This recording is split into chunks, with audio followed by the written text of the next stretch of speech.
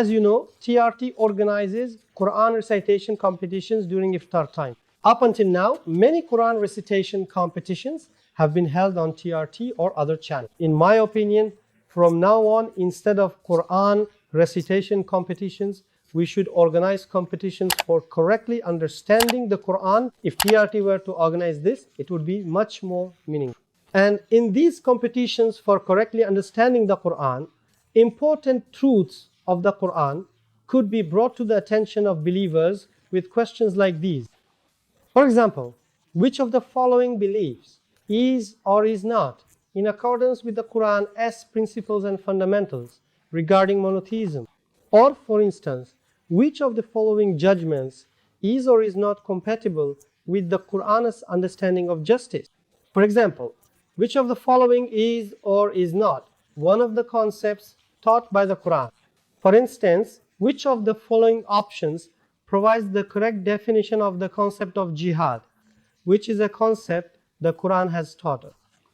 The questions that will be asked of us in the hereafter will not be about whether we recited the Quran beautifully or not. They will be about whether we have correctly and thoroughly understood the sacred Quran and whether we have properly and diligently applied its teachings in our daily lives. Of course, reciting the clear Quran with attention to the rules of tajweed, pronouncing the letters and their articulation points correctly, and with a beautiful voice is certainly a wonderful thing. But we must not forget that Muslims cannot cure their ailments such as polytheism, ignorance, poverty, and discord merely by reciting the Quran melodiously, with tajweed, and in a beautiful manner. In the hereafter, we will not be questioned about the rules of tajweed or whether we applied these rules correctly while reciting the Quran. We will not be held accountable for that. But we will definitely be held accountable for the following in the hereafter. We will certainly be questioned about whether we have tainted our faith with anything contrary to the principles and fundamentals of Tawhid in the Quran, that is, with the impurity of shirk. In other words, as we stated in the 5th verse of Surah Al-Fatiha, إِيَّكَ نَعْبُدُ وَإِيَّكَ نَسْتَعِينُ.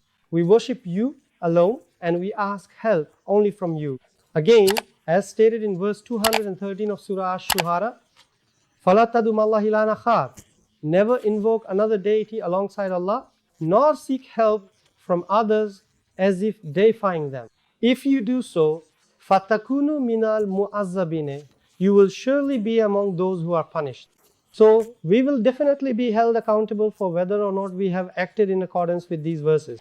Again, in the hereafter, we will be questioned about whether we have properly used the greatest blessing Allah has given to us humans, our intellect.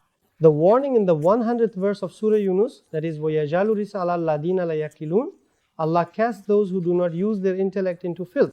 By taking heed of this warning in the verse, we will certainly be held accountable for whether or not we have managed to free ourselves from the filth of polytheism, ignorance, poverty, and discord. And again, we will definitely be questioned as to whether or not we have adopted the morals of the Quran. For example, we will certainly be held accountable for the qualities of Quranic morality mentioned in verse 134 of Surah Al-Imran, whether we give in the way of Allah not only in times of abundance but also in times of hardship, whether we are able to control our anger when we are angry, and whether we are forgiving and merciful towards others.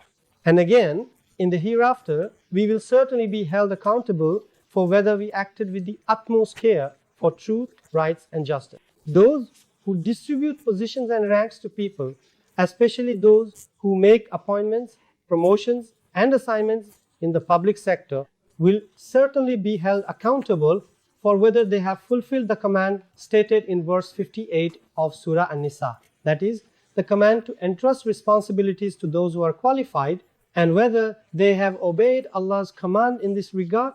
Similarly, believers will certainly be held accountable for whether or not they have compromised justice, even if it is against our relatives, our parents, or even ourselves, as stated in verse 135 of Surah An-Nisa. And again, we will most certainly be held accountable for whether or not we have been driven to injustice due to our anger and resentment toward a group, as stated in verse 8 of Surah Al-Ma'idah.